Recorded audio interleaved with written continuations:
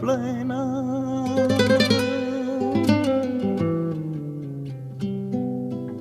María gracia plena.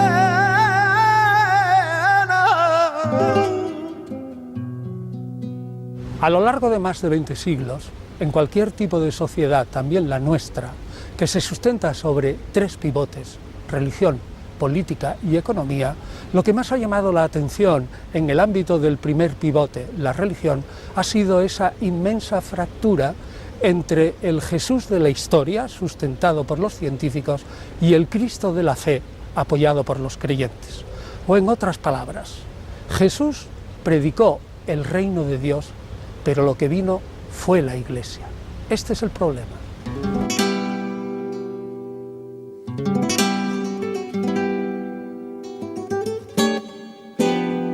Respecto al Jesús de la historia hay tres visiones radicalmente distintas. Una, normalmente la de los cristianos y creyentes, también algunos musulmanes, que lo consideran como un superhéroe y para algunos es totalmente divino, el salvador de la humanidad. La adhesión de la fe se basa en el testimonio. Jesucristo comenzó con su vida, sus hechos, sus palabras, sus milagros, y eso es lo que transfiguró, cambió la vida de muchas personas. Lo que Jesús llevaba dentro lo sacó él mismo afuera. Y sacó afuera una voluntad de darle al mundo una imagen del Dios compasivo, misericordioso, que llenó aquel mundo de esperanzas. Yo creo, por tanto, que hay una serie de elementos de carácter contextual y también específicos de la vida de Jesús que hacen pensar que la tradición oral que se transmitió durante la primera generación es una tradición bastante fiable. El hecho de que Jesucristo estuvo entre nosotros y que sigue estando entre nosotros es lo que la Iglesia propaga por el mundo entero. La segunda gran corriente, la que niega la existencia histórica de Jesús, es la que piensa que Jesús es un puro mito literario, es un invento, es una creación de sus discípulos. Los seguidores tomaron retazos de la vida de Krishna, de Buda, de Confucio, de Osiris, de cualquier otro, de alguna divinidad solar. La divinidad que muere y resucita es probablemente la más popular, la que más éxito tiene en el mundo egipcio antiguo. El esquema general no es desconocido, hay otras divinidades orientales que tienen este mismo esquema. Se da el simbolismo de un dios solar, de un dios redentor, de un dios que además tiene que nacer en una fecha solsticial propicia para que se renueve la naturaleza, porque está muy relacionado con los cultos agrícolas y con otros aspectos, porque el 25 de diciembre es cuando nacen todos los dioses solares. Es cuando nace Osiris, cuando nace Mitra, cuando nace Attis, cuando nace Dionisio. I Vangeli no sono una scrittura originale, ma una riscrittura. Los evangelios no son una escritura original, sino una reescritura de la historia del ejército del pueblo romano que va del Rubicón hasta el asesinato y funerales de Julio César. All'assassinio e alla morte e il funerale di Cesare. Mi resi conto per la prima volta que una vez que se cae en la cuenta de que los evangelios pueden ser una reescritura de la vida de Julio César, vemos con toda claridad que los nombres de las personas y de los lugares de las dos narraciones son exactamente iguales e idénticos. Sono molto spesso identiche.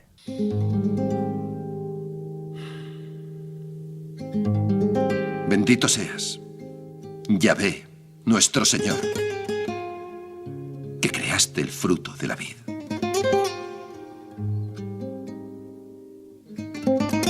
La tercera corriente que afecta al personaje Jesús comienza no muy pronto, aproximadamente hacia 1768.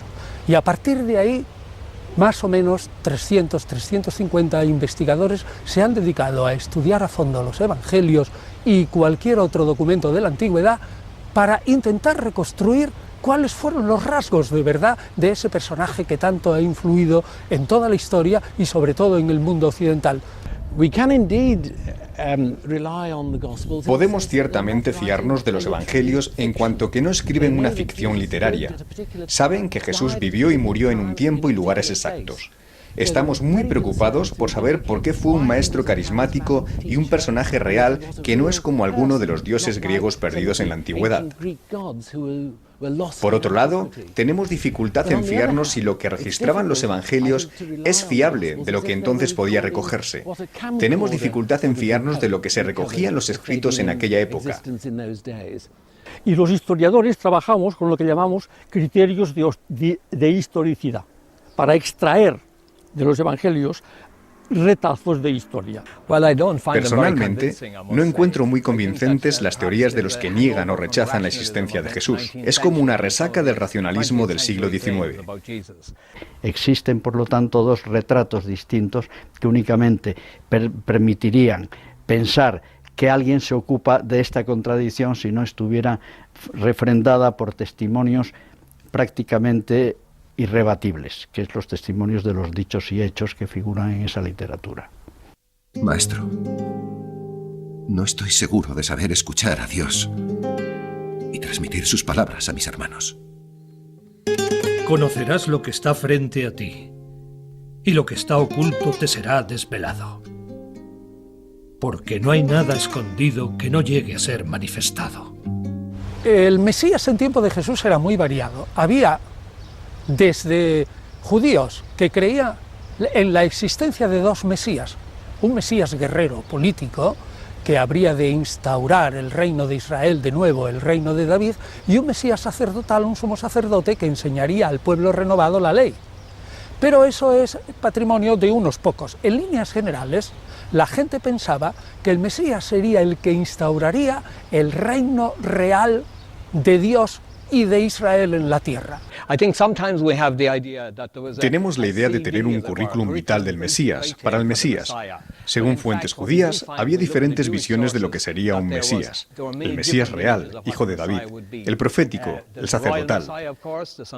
Lo vemos en diferentes interpretaciones, hoy día muy precisas, que nos proporcionan los documentos de Qumran y los papiros del Mar Muerto. Hay muchas interpretaciones del mesianismo.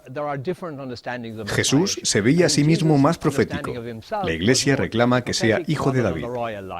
El Mesías es un hombre seleccionado por Dios creador, tan humano como cualquier otro, pero ungido en el sentido de que tiene una tarea de orden sobrenatural, que es realizar las promesas del Dios yávico y al mismo tiempo realizar las esperanzas cuyo resumen y expresión máxima es la instauración en Jerusalén de un reino terrestre y celeste a la vez. Estos conceptos en el pensamiento hebreo eran prácticamente indisociables, para crear precisamente la realidad de las promesas. Sabéis cómo interpretar las señales de la tierra y el cielo, pero no sabéis interpretar estos tiempos en que el reino de Dios está próximo. Estás loco, vas a acabar igual que tu padre. Ningún profeta es reconocido en su tierra. Ni un médico puede curar a quienes conoce. La comunidad judía a lo largo de la historia ha ignorado prácticamente a Jesús. Pero ya a finales del siglo XIX, sobre todo con la obra de Joseph Klausner, cayó en la cuenta que Jesús es una de las perlas de la historia del siglo I del judaísmo y que las parábolas de Jesús son quizás una de las más bellas piezas de la literatura judía. Su vida entera está ligada a la tradición milenaria del pueblo de Israel. Jesús recibió una educación judía de sus padres y de su entorno. Aprendió y predicó en las sinagogas. En ningún caso se puede afirmar que en las enseñanzas que recibió había nada que contradijera los principios fundamentales y la práctica del judaísmo. Bienaventurados sean aquellos perseguidos por la justicia. Suyo es el reino de los cielos. Bienaventurados los humildes de espíritu, porque de ellos es el reino de Dios.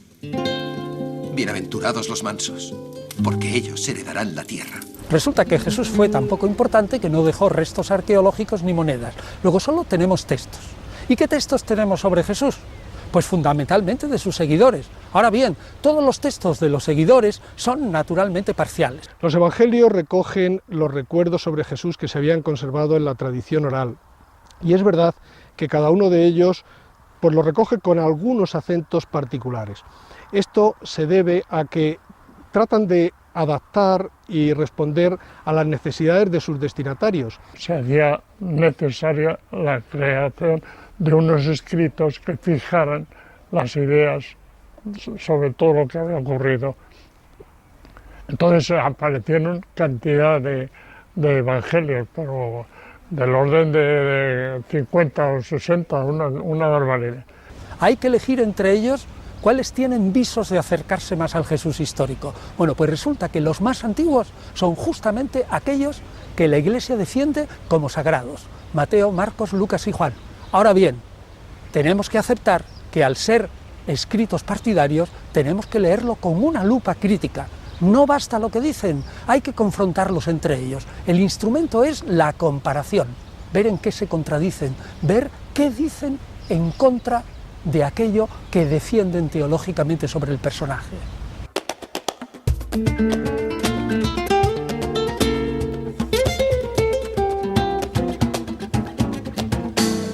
Las noticias históricas que tenemos sobre Jesús, históricas, son brevísimas, son escasísimas.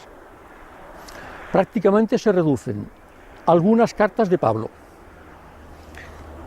a una escueta o dos noticias del historiador judío Flavio Josefo, y luego a unos textos brevísimos de Plinio el Joven, Tácito y Suetonio. Y esto es todo. Jesús era uno de los nuestros. Jesús era un fariseo. Esta es la primera noticia histórica. Jesús fue crucificado. Jesús era un judío crucificado. La otra noticia está en Tácito, que dice que el que le crucificó fue el prefecto Poncio Pilato. Entonces, mi teoría del Galileo armado es deducciones, simples deducciones lógico-históricas de estas premisas. El dominio de la dinastía macabea sobre Israel fue el único periodo en el que los judíos pudieron disfrutar de un autogobierno obtenido gracias a la lucha que mantuvieron contra los griegos. Cuando más o menos un siglo después la dinastía macabea se desvaneció ante el poder romano, quedó en el imaginario judío como la época dorada de Israel. Los rebeldes, los descontentos con la dominación romana se espejeaban en los macabeos y pensaban que el que vendría a salvar a Israel en un futuro inmediato, de un modo u otro, se parecería a los macabeos. Somos el pueblo elegido por Yahvé. Igual que mandó a sus ángeles contra los ejércitos de Antíoco hace 160 años, los mandará ahora contra los romanos. Matatías y sus hijos Simón, Jonatán o Judas Macabeo devolvieron al pueblo de Israel su orgullo y su dignidad. Seguid unidos en Yahvé. El reino se acerca y la paz viene con él. Se ha descrito a los galileos como revolucionarios durante muchos años. Josefo los describe como valientes y animosos. Pero los modernos estudios, volviendo a las ideas de Hermann Samuel Reimarus, construyen esta imagen. Pero esta caracterización es un uso equivocado de la descripción de Flavio Josefo, que escribe poco después su Guerra Judía y tiene que destacar, por ser una figura militar, a soldados valientes. Creo que es una interpretación poco precisa, ya que solo era válido para aquella época y la región de Oriente Medio. Sí, en efecto, la vida de Jesús fue muy conflictiva. En Galilea promovió unas esperanzas importantes en sectores rurales que le seguían, pero alarmó a los sectores urbanos y herodianos. Después en Jerusalén sus grandes rivales fueron sobre todo la aristocracia sacerdotal. Y es que lo que Jesús decía en torno al templo les inquietaba porque afectaba sus intereses materiales. El hecho milagroso, profetizado por Joel, por Isaías, por Zacarías, por todos los grandes profetas, especialmente los del último periodo, sería la consumación de la derrota de los paganos y la instauración de un reino no solamente en hebreo judío, sino universal en Jerusalén. Eso naturalmente fue una fantástica utopía que encontró la realidad de las armas en el sentido de que una legión, probablemente de 400, 500 personas, o en fin, soldados, quiero decir, aplastó a una insurrección que ya estaba en marcha y de la cual uno de sus líderes, no sabemos si el único, si más, las fuentes no dan para más, era Jesús de Nazaret. Jesús de Nazaret y los suyos fueron pescados con las armas en la mano. No olvidemos que esa resistencia contra el Imperio Romano solo terminó en el año 135, con la muerte de los últimos resistentes. Es decir, estamos asistiendo a una batalla de cerca de un siglo y medio. ¿Era Jesús el Mesías de Israel? Es absurdo pensar que un ciudadano de tan baja extracción como Jesús se proclamara Mesías de Israel, cuando era claro por las profecías que el Mesías debía ser de casa o sacerdotal o real. No, Jesús no era ni de casta sacerdotal ni hijo de reyes, por tanto no tiene sentido que se proclamara Mesías. La casa de Dios es casa de oración y vosotros la habéis convertido en cueva de ladrones. ¡Ah!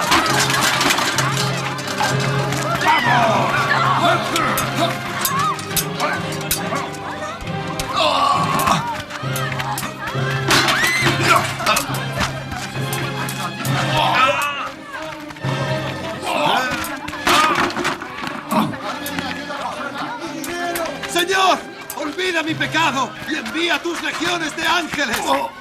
Hemos sido celadores de la ley y estamos dando la vida por cumplir la alianza que hiciste con nuestros padres.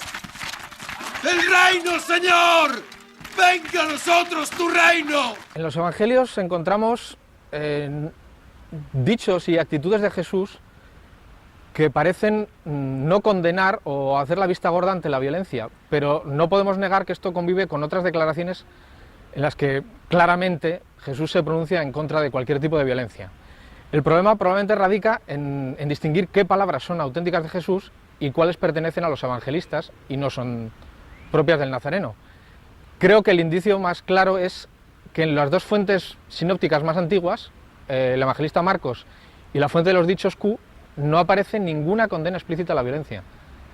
Así que probablemente es obra de los evangelistas que tratan de edulcorar unas actitudes de Jesús que no serían bien recibidas dentro de un público perteneciente al Imperio Romano y al que iba destinado el mensaje de los evangelios. Yo creo que hay un dato muy importante en lo que conocemos acerca de Jesús, en los recuerdos que han llegado hasta nosotros, y es que Jesús era ante todo un hombre religioso, que nació en un pueblo religioso y que vivía en un mundo religioso. Y esto es, me parece, importantísimo para comprender a Jesús. Jesús un violent, certainement pas. Jesús violento, ciertamente no. En el núcleo de su mensaje hay el imperativo: amad a los enemigos y rezad por los que os persiguen. Jesús anunció el reino de Dios. Justamente el reino de Dios es un reino del amor, de la acogida, de la compasión, un reino que acoge a todos. El derecho romano es muy estricto y estipula las penas para cada delito. Has cometido un delito de lesa majestad. Has osado manchar la grandeza del Imperio Romano. Y eso es motivo de ejecución. ¿Tienes algo que decir?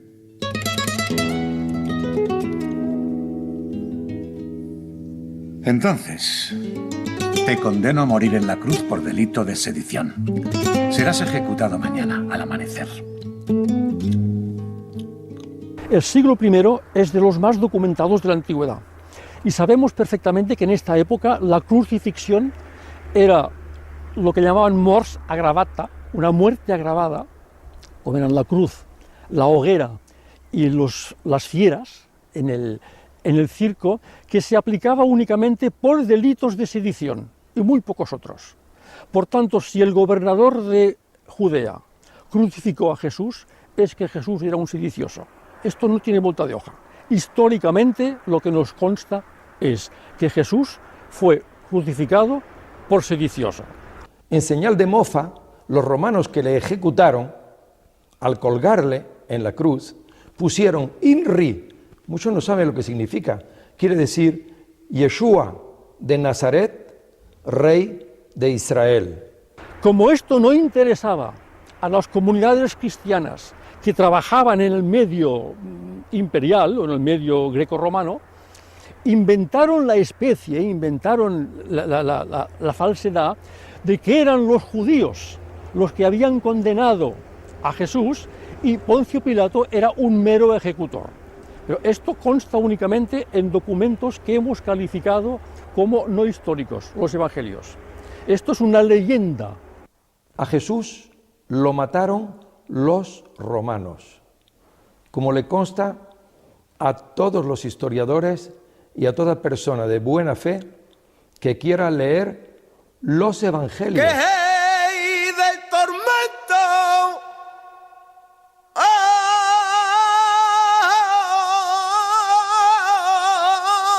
El crujío.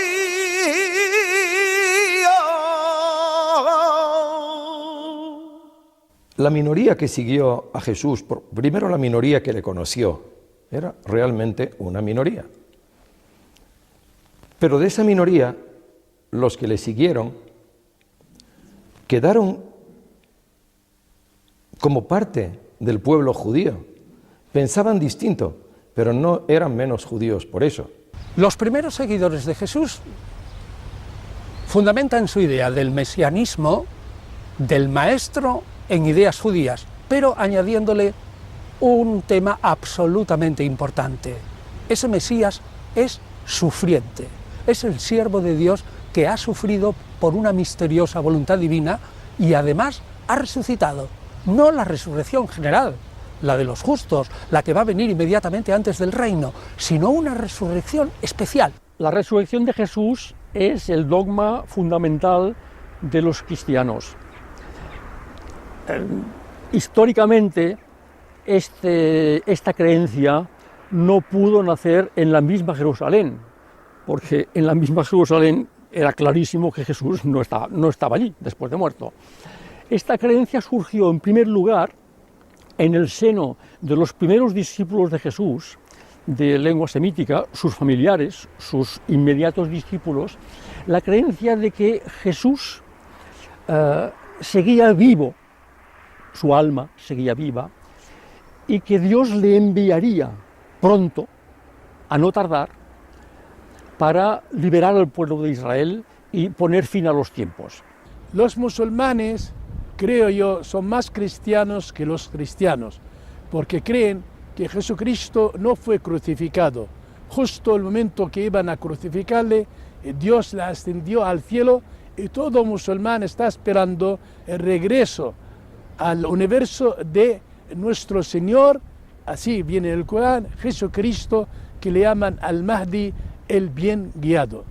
Respecto a la resurrección de Jesucristo, hay que distinguir dos planos, lo que sería el plano de la historia y lo que sería el plano de la fe.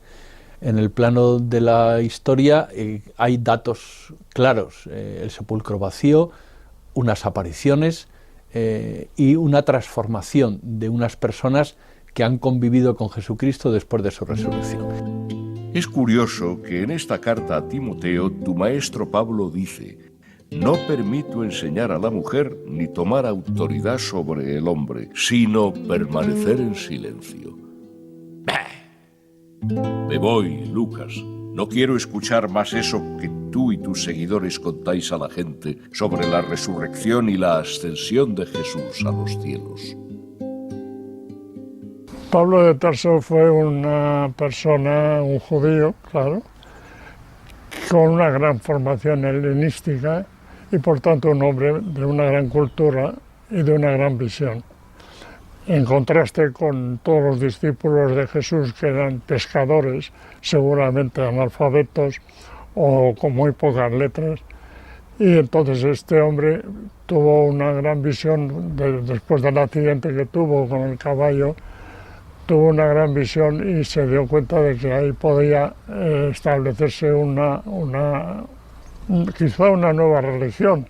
Ese personaje se creyó que había recibido una revelación celeste y que le había comunicado cómo era en verdad Jesús. y que él era el que tenía que predicar a todos aquellos que quisieran salvarse cómo era Jesús y cómo había que apropiarse lo que Jesús había conseguido delante de Dios en beneficio de la humanidad.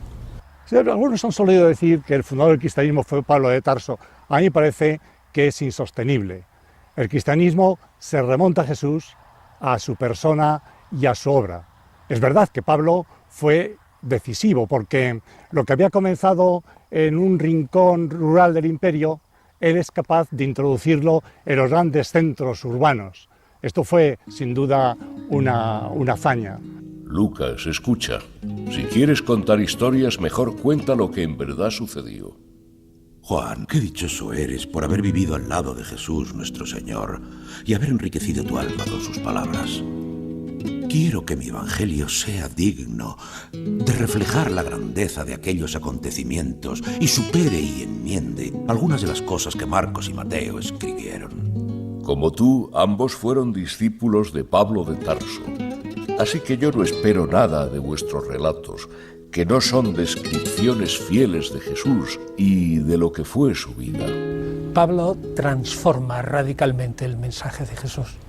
Lo repiensa, lo reinterpreta de nuevo.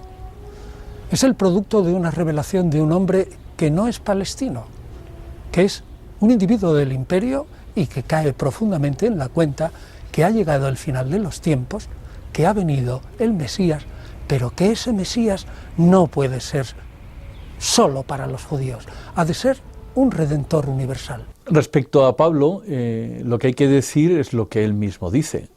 Está enamorado de Jesucristo, ya no soy yo el que vive, sino que es Cristo quien vive en mí.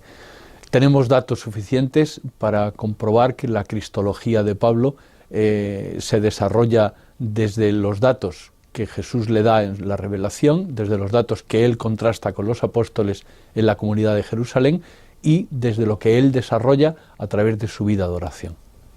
Y es evidente que, por lo que leemos en los escritos de Pablo, que Pablo transformó el simple mensaje de un Mesías judío, de un Mesías nacional, lo transformó en un Dios salvador de tipo helenístico.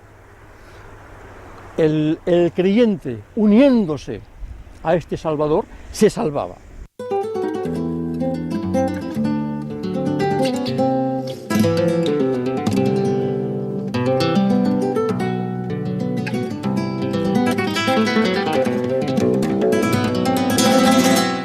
El concepto de un Dios que desciende a la tierra, que sufre, que muere y que resucita, existe en el Mediterráneo de alguna manera desde el siglo VI antes de Cristo.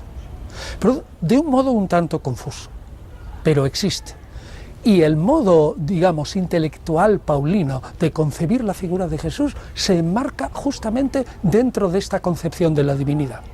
Que las religiones de misterios, los cultos eran precisamente para revestirse del Dios que muere, sufre y resucita, que es una figura arquetípica de la historia de las religiones que aparece en el 2500 a.C. en el ciclo osírico. Osiris, rey de la inmortalidad, divino, a través de la concepción de Isis, que por cierto era adulterina porque copuló con el hermano de Osiris. Osiris muere, pero resucita. Entonces la Eucaristía nace en Egipto, donde a través del grano, en los campos, la simiente, todo eso era el cuerpo de Osiris. El misterio cristiano no copia directamente de los cultos de misterio, pero se integra perfectamente dentro de esa atmósfera.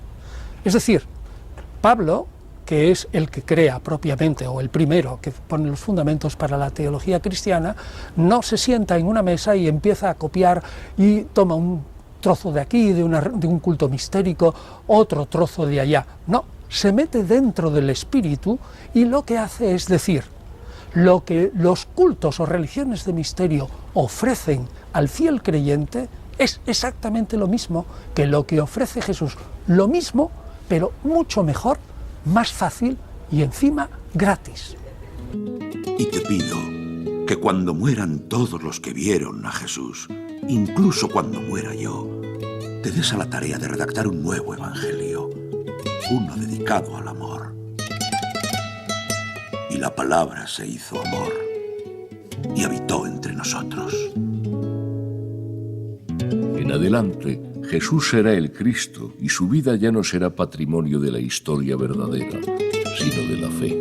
En la literatura cristiana del primero y del segundo siglo, tanto en los evangelios como en los Hechos de los Apóstoles o en las cartas, y toda la literatura cristiana muestra la ausencia de sincretismo. Los cristianos están expresando una novedad perenne. Son escritos que los discípulos de estos personajes redactan para sus fieles. O sea, no es que primero venga el Evangelio y después la fe, es al revés. Primero viene la fe y después el Evangelio. El Evangelio refleja la creencia de los cristianos, no refleja lo que ocurrió. Ante el fracaso religioso-político del intento de Jesús de realizar las esperanzas del Mesías y de instaurar el reino, sencillamente derrotados sin esfuerzo ninguno por la policía de Jerusalén y además una legión romana, el hecho de este fracaso total, que le costó la vida por sedicioso a Jesús de Nazaret, después de un proceso relatado de una manera pues absolutamente adulterada, interpolada, etcétera, etcétera, para hacer creer a los lectores que Jesús no había tenido nunca nada que ver con la sublevación contra Roma. Entonces este fracaso, la comunidad cristiana, no sabemos por qué mecanismos psicológicos y personales, no aceptó el hecho.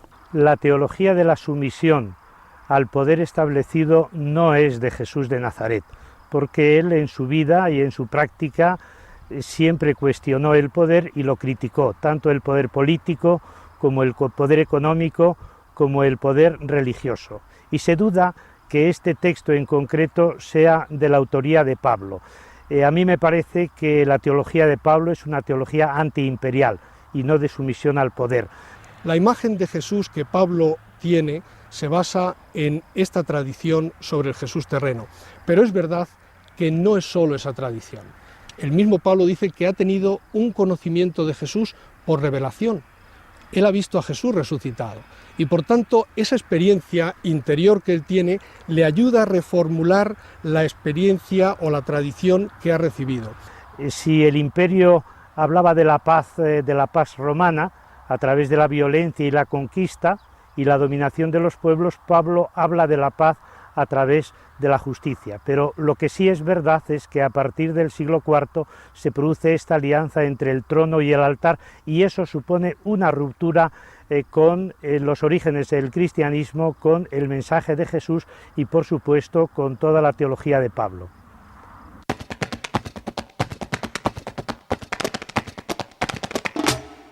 Jesús no fundó una iglesia. Jesús lo que constituyó fue un grupo de 12 que fuera el símbolo del Israel que tenía que estar restaurado, a saber, que iba a ser el Israel del final de los tiempos. Creo que Jesús era un profeta convencido del fin inminente del mundo y la llegada del juicio final. Y lo que él pretendía era el arrepentimiento del pueblo judío para que el juicio no les pillase desprevenidos. Si el mensaje era este, creo que resulta incoherente pensar que Jesús pretendiese crear una institución jerarquizada destinada a transmitir su mensaje a través de los años o los siglos. Es imposible en principio. La Iglesia empezó después de Jesús. Su primera enseñanza en el Nuevo Testamento concierne al reino de Dios. No tenía la Iglesia en mente. Él no tenía esto en mente. En ese sentido, podemos decir que estaba predicando el reino de Dios, y cuando desapareció de la escena, en la cruz, y después de la resurrección, había una nueva comunidad llamada Iglesia.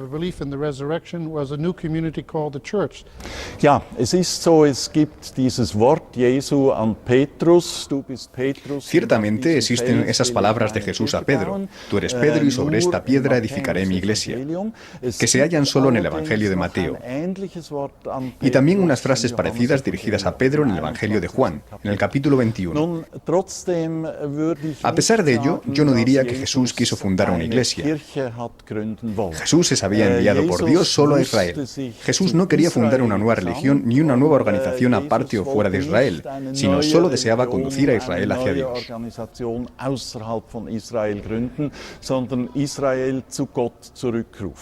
Pablo no fundó una nueva religión, pero Pablo contribuyó a que esta religión se difundiera como nueva por los 4 rincones del imperio y más allá, hasta hoy, porque vivimos de hecho de un cristianismo paulino. Veo mucha continuidad entre Pablo y Jesús. Más que ver a Pablo como inventor del cristianismo o volviendo a empezar, lo veo como que Pablo continúa y expande lo que Jesús hizo. Recibió la tradición y la expandió en un contexto diferente. El ministerio de Jesús fue en Palestina. El de Pablo lo extendió más y tomó el mensaje de Jesús como tarea misionera y lo adaptó a aquellos contextos especiales.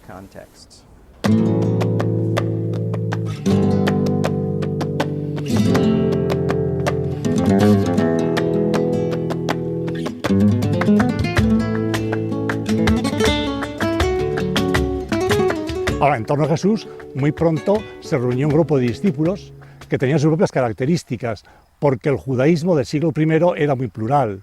Y después de los acontecimientos pascuales, aquel grupo continuó y adquirió unas características nuevas, sobre todo una mayor vinculación con Jesús, a quien le consideraban el Señor resucitado, y además se abren a los gentiles. Esto provocó una tensión con el judaísmo creciente. Al final acabaron separándose del judaísmo. Si hubiera alguien que tuviera la máquina del tiempo y cayera en una ciudad de Asia Menor a mitad del siglo II, caería en la cuenta de que había unas 8, 9 o 10 tipos de cristianismos distintos. La idea se plantea típicamente como si hubiera muchos cristianismos que emergían al mismo tiempo. No creo que esto sea cierto, y que competían entre ellos. Pablo y el cristianismo en continuidad con las enseñanzas de Jesús surgieron antes de las enseñanzas que Pablo tomó de Jesús mismo. Otros cristianismos que competían entre sí se desarrollaron después y divergieron de estas enseñanzas. Pablo y el cristianismo ganaron.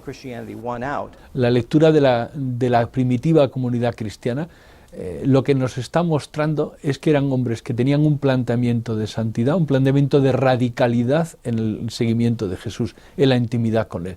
Ya no soy yo el que vive, sino que es Cristo que vive en mí. Eso lo dice Pablo y lo recuerdan y se lo recuerdan unos a otros. Padre nuestro, que estás en el cielo, santificado sea tu nombre. Venga a nosotros tu reino. Hágase tu voluntad, así en la tierra como en el cielo. Y perdónanos nuestros pecados.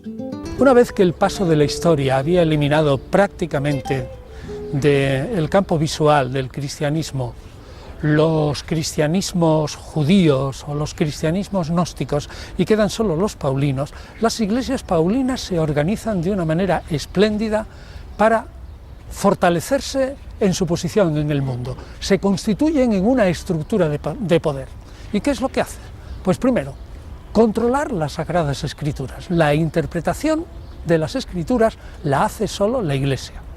Segundo, controlar la tradición. Toda la doctrina cristiana es una tradición, es un depósito, y quienes controlan ese depósito son los jerarcas de la Iglesia. Tercero, controlar esa misma jerarquía. Decir que los jerarcas de la Iglesia solo pueden ser sucesores de los apóstoles o de los obispos primitivos y que han de ser controlados por los obispos anteriores. Y por último, se constituye un canon o lista de libros sagrados que es el Nuevo Testamento, cuya llave e interpretación la tiene la Iglesia también y su jerarquía. ¿Cómo veo que se desarrolló el canon? Era un proceso de lo que iba emergiendo y que confirmaba lo que las iglesias veían que estaba pasando. Lo que las iglesias veían era si los libros eran útiles y tenían vínculos con los primeros escritos de la cristiandad, y surgieron como los más importantes. Emergieron los libros más importantes. En el siglo II los Evangelios y los Hechos se ponían juntos. Pablo quizás tuvo un papel importante cuando se unieron sus cartas.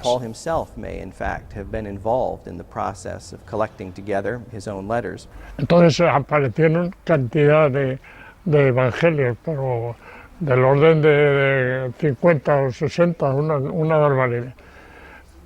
Entonces la Iglesia no tuvo más remedio que decir, bueno, vamos a establecer un canon exacto de lo que ha pasado.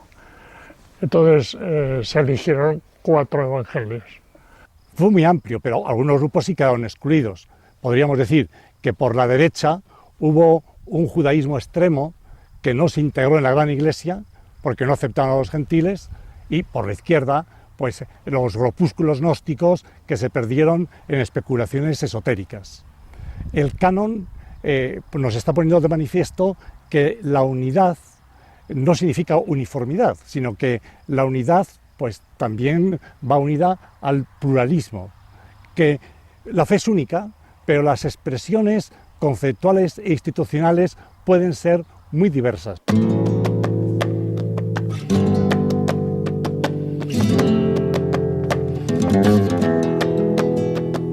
La Iglesia Católica actual es un instrumento de poder, es un ejercicio de coacción, prácticamente como todas las sociedades, de sus fieles, y se basa en una serie de fundamentos.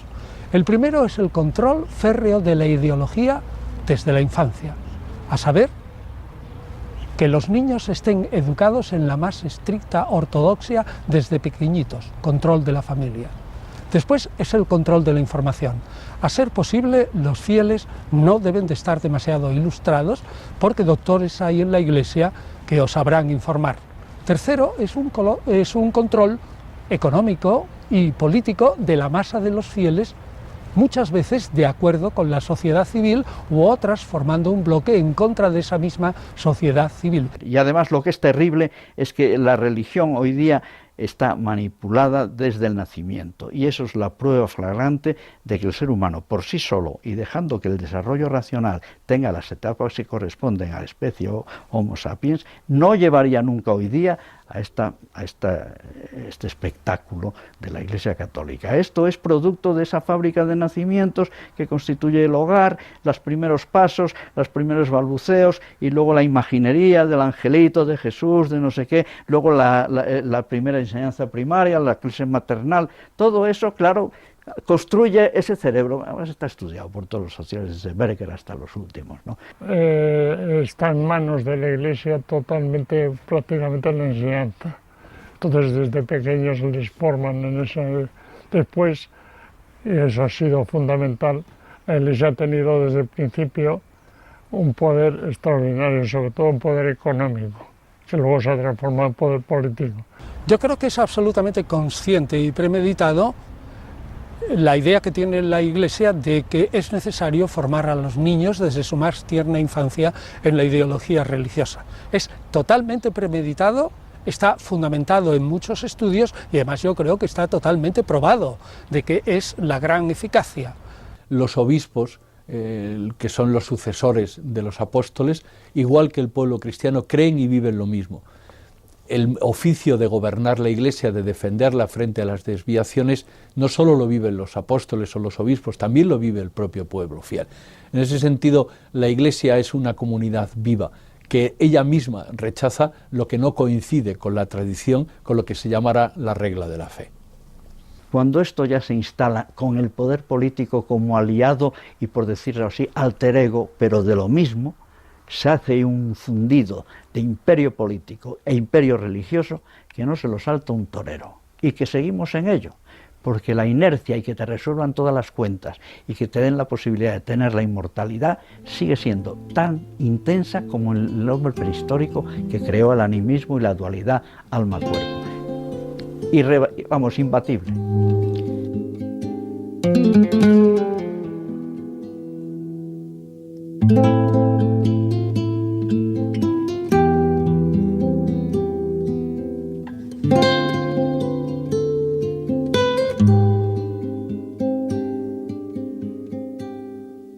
La Iglesia se basa desde el punto de vista de los historiadores en algo que no tiene un fundamento histórico, pero por otra parte tiene un fundamento social y un fundamento de fe, es decir, está totalmente convencido o convencida de que eso que nosotros decimos que no es historia es una realidad sobrenatural que existe por encima de la historia y que es totalmente real. Yo de verdad creo que tienen una ilustración aproximada a la que podemos tener los curiosos no creyentes respecto del hecho religioso. Y yo de verdad no creo que esta gente, que era atinada en sus juicios para las cosas de la tierra, puedan tragarse ese disco. De unos lo sé positivamente, porque algunos ya, incluso no de la curia tal, que hay gente que te dice, pues yo, no, es que la fe, y sobre todo ese resumen que está muy de moda, claro, que es una escapatoria, no, es que la religión es Cristo, Jesús es amor, y nada más, los demás no te... Claro, esto es una cosa de clínica psiquiátrica, de sacadineros. Yo no puedo meterme a hacer un juicio de intenciones y las altas esferas. Por ejemplo, digamos, obispos y cardenales creen firmemente en los dogmas de la Iglesia. Circulan muchas ideas de gente que ha estado en contacto no solamente con la jerarquía católica, sino con todas las otras confesiones, tanto ortodoxas como protestantes, la idea clara, digo, de que las altas jerarquías no creen en general, sino que solamente utilizan la Iglesia como instrumento para sobrevivir. Yo no lo sé. Yo creo que el cristianismo nunca puede vaciarse en un mero humanismo, lo que no significa que el cristianismo no sea también un humanismo. Y ciertamente en la historia del pensamiento, de las ideologías, en la historia de la política y de la cultura, una de las grandes aportaciones que ha hecho el cristianismo ha sido precisamente el reconocimiento de la dignidad de la persona, de la igualdad y de la libertad. Todas las iglesias actuales, de cualquier tipo de denominación y de confesión, tanto protestantes como católicas, como ortodoxas o como cualquier de otro tipo, tienden a aprovechar digamos, el fenómeno de la globalización aplicando de una manera consciente o inconsciente las mismas reglas. Es decir, la confesión ha de ser global, ha de estar controlada por los mismos pastores, ha de tener las mismas ideas, ha de tener la caja común y un control férreo de las estructuras. Al fin y al cabo, las iglesias, una vez que prescinden de su apoyo sobrenatural, prescinden y se fundamentan en este mundo, se comportan como cualquier otra sociedad de poder. En la medida en que yo vivo lo mismo que vivían los primeros cristianos, estoy siendo fiel a lo que llama la regla de la fe, o esos primeros símbolos cristianos que se transmitían en el arcano, que se debían aprender de memoria, pero no se debían de comunicar, porque eran algo muy íntimo, muy grande. En ese sentido puede haber profundización teológica, y siempre habrá profundización teológica en los dogmas, porque cómo expresar realidades tan sublimes, ¿no? Pero en ese sentido la Iglesia no puede cambiar lo que hemos vivido siempre, que Jesús es Dios y hombre verdadero. Eso se puede explicar con estas palabras, o se puede decir en inglés, o se puede utilizar quizás una expresión más técnica, mejor, que apure más, pero siempre es la misma fe. Eso es lo que siempre proclaman los concilios, el de Calcedonia, o el de Éfeso, o el de Nicea, siempre es la fe de nuestros padres, la fe que hemos recibido, ¿no? Decíamos al principio que Jesús predicó el reino de Dios, pero lo que vino fue la Iglesia. La Iglesia actual, en todas sus denominaciones, es realmente la encarnación, dicen ellos, del reino de Dios en la tierra en lo posible. Ciertamente hay muchas cosas que se debe al buen hacer de las iglesias, como son los servicios sociales, pero hay otras muchas que no caminan con el paso de los tiempos y es fácil de prever que o se acomodan de alguna manera en lo que se pueda al espíritu moderno o irán desapareciendo poco a poco. El misterio de la Iglesia, el de la fraternidad, el de la justicia, el de la comunión, el de la paz, el de una cosa, lo de algo compartido, este secreto acompaña a la Iglesia siempre. Cuando esto funciona, hay Iglesia. Cuando hay Evangelio, hay Iglesia. Por lo tanto, la frase de Loisy quería ser una provocación, y lo es, pero finalmente resulta no ser verdadera.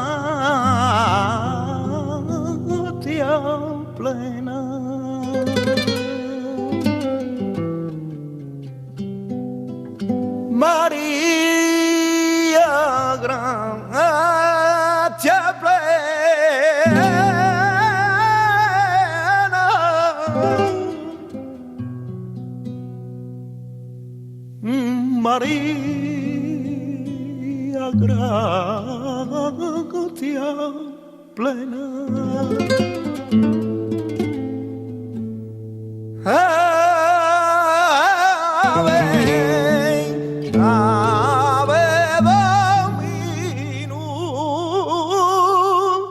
Dominus tecum,